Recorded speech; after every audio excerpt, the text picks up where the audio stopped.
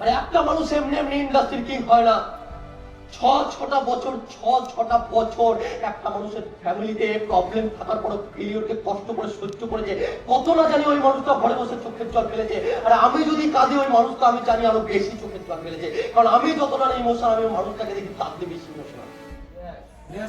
কারণ তার সাথে সবসময় থাকার আমি অপরচুনিটি পাই, আমি সুযোগ পাই। তো ওই মানুষটাকে যতটা আমি চিনেছি, ততটাকে বুঝেছি, আমি এই জিনিসগুলো রিয়েলাইজ করতে পারি, ফিল করতে পারি।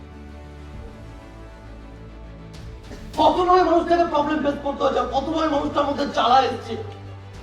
আর এই যে 5 বছর 6 বছরের যে জ্বালা, এই জ্বালাটা তাকে হারাতে পারেনি, এই কষ্টটা তাকে হার মানতে দেয়নি। কেন হার মানতে দেয়নি? সে একটা জিনিস জানতো, এই 5টা বছরের জ্বালা 6টা বছরের জ্বালা যদি আমি সহ্য করে নিই, আমি একবার যদি কষ্টটা ফেস করে নিই, আমার এন্টার জেনারেশনে কেউ এই কষ্টটা ফেস করতে হবে না।